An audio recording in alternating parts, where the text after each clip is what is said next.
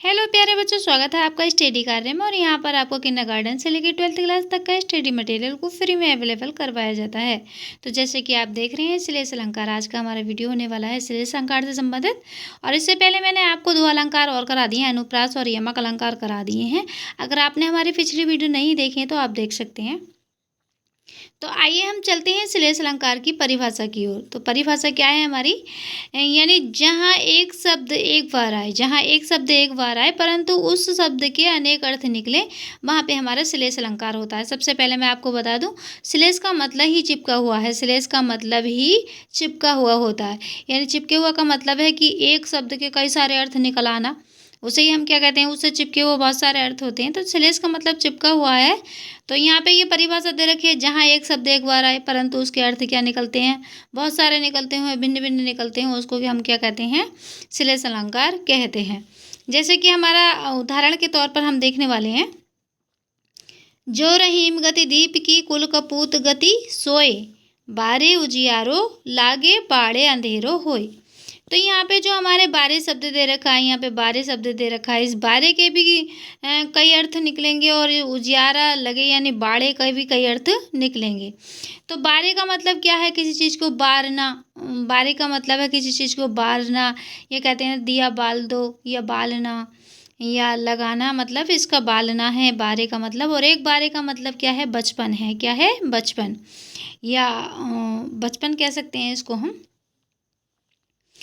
या फिर अगर अब आता है हमारा बाड़े, क्या आता है, बाड़े, यानी एक शब्द बारे एक बार ही आया है और बाड़े भी एक बार ही आया है, लेकिन दोनों के अर्थ बहुत बहुत सारे भिन्न भिन्न होंगे, यानी कई कई अर्थ भी हो सकते हैं।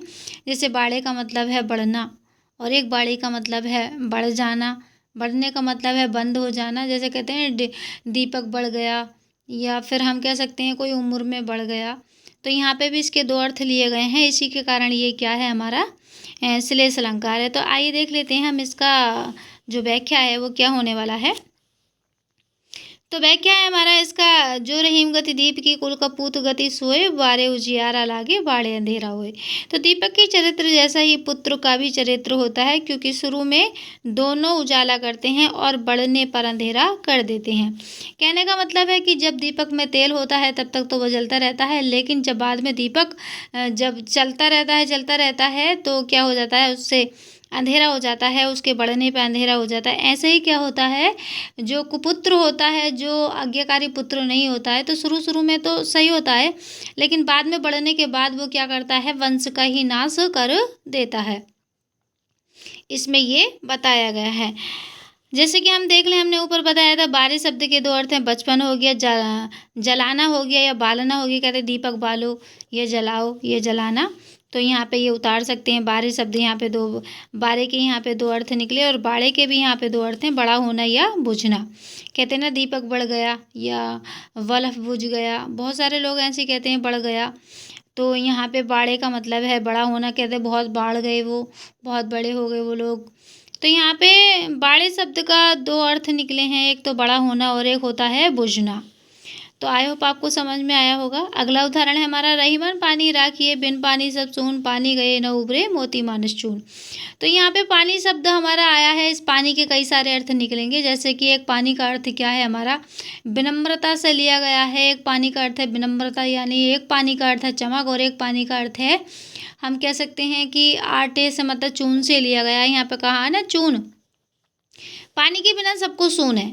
यहाँ पे जो है आदमी, जो जिस आदमी में क्या विनम्रता नहीं होती वो सब बेकार है, सब सून है। उसके लिए जिस आदमी में विनम्रता नहीं होती उसके बिना सूना ही सूना है, सब कुछ सब बेकार है।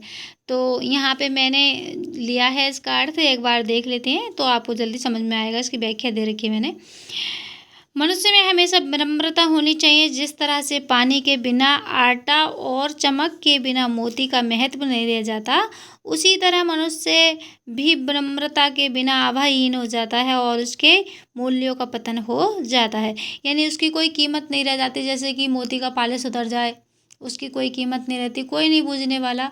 ऐसे ही अगर आटे में हम पानी ना डालें तो उसकी रोटी नहीं बनाई जा सकती, उसमें नरमता नहीं आ सकती, मुलायम नहीं हो सकता।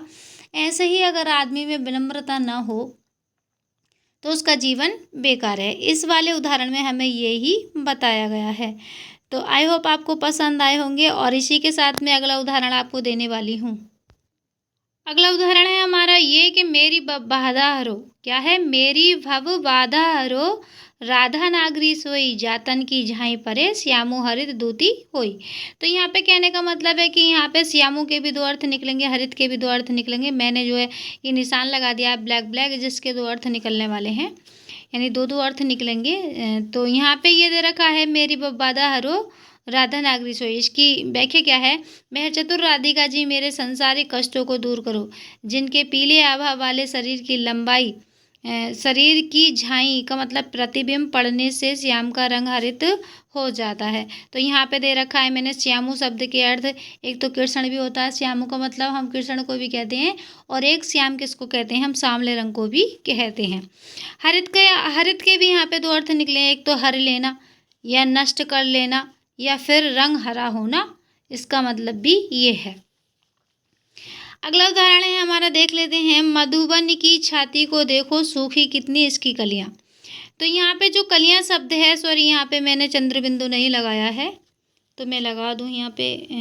किधर गया वो? ये रहा।